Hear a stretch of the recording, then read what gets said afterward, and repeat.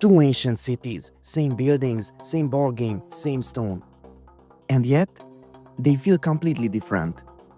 Most Minecraft builds of Mesoamerican cities get this wrong. Not because they look bad, but because they mix Maya and Aztec logic into one blurry style.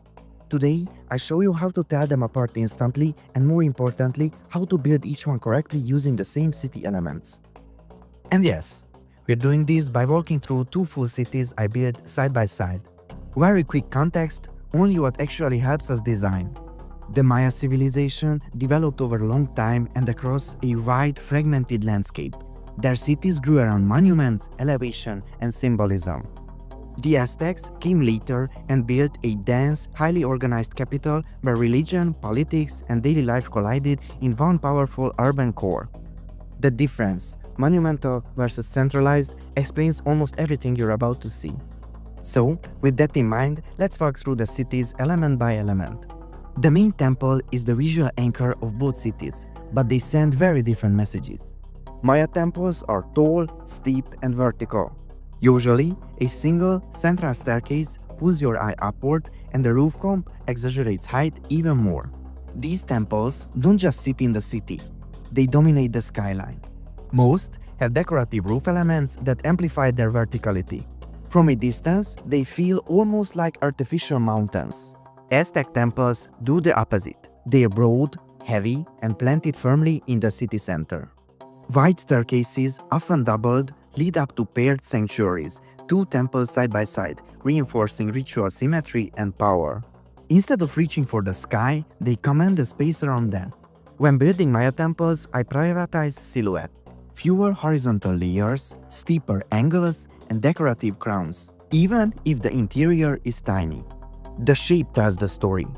Think tall, needle-like, commanding the vertical space.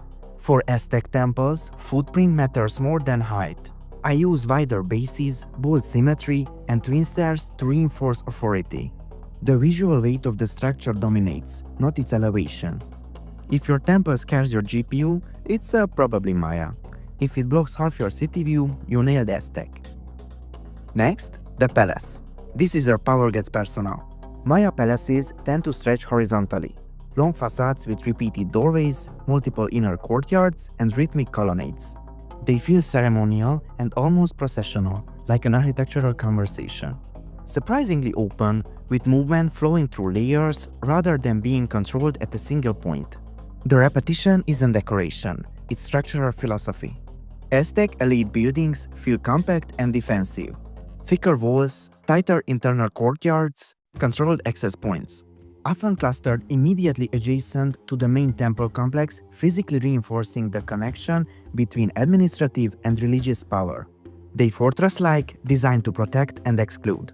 For Maya palaces, repetition is your best friend. Copy-paste rhythms of identical doorways and columns, use low rooflines that feel accessible, and add decorative variation within the repetition. The impression should be, I could walk through this. For Aztec palaces, simplify the shape and let mass do the talking. Solid stone faces, minimal openings, dramatic entrances. The impression should be, this is official. Notice how even with similar sizes, one feels welcoming and processional, and the other feels official and controlled. This difference, open versus defended, explains everything that comes next with housing patterns. Both cultures play the same ritual ballgame, but where and how they place the court matters fundamentally. Maya ball courts are often monumental and isolated. They framed by tall structures on either side, creating an amphitheater effect. The space feels ceremonial, almost sacred or theatrical. The court itself is the focus. Everything else recedes. Aztec courts integrate into the city fabric differently. They're more accessible, often positioned near markets and public routes. They're civic spaces that happen to contain ritual, rather than ritual spaces that dominate the city. For Maya cities, isolate the court and frame it with height. Build the surrounding structures tall and dramatic. Let foot traffic avoid the space naturally. It's not casual. For Aztec cities, embed the court into the urban grid. Let markets nestle nearby. Let pathways pass adjacent to it.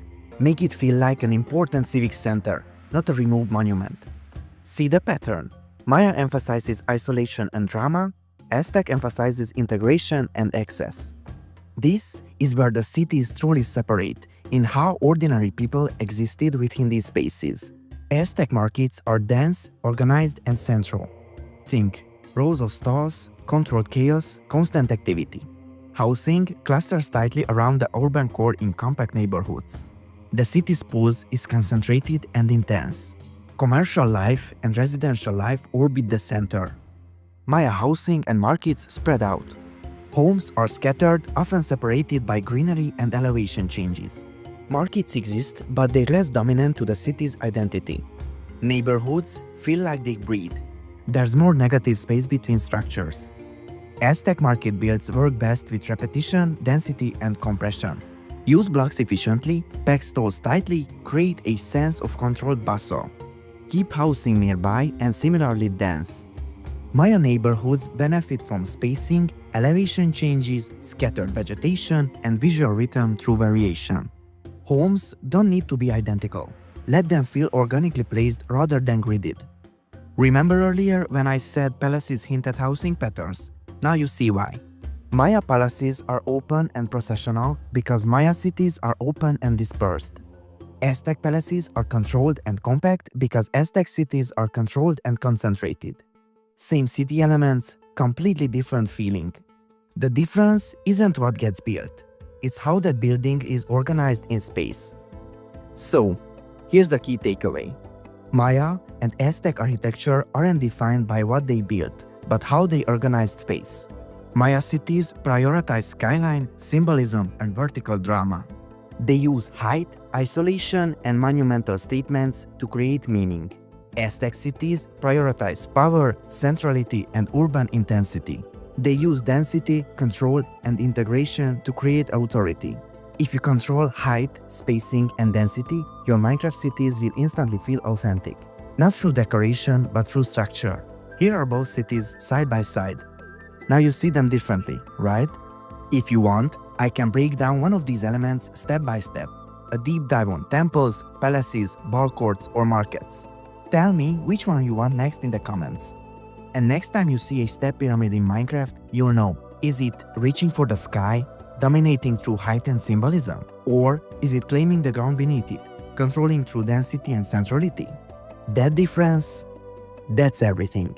Thanks for watching, and I see you in the next build. Goodbye!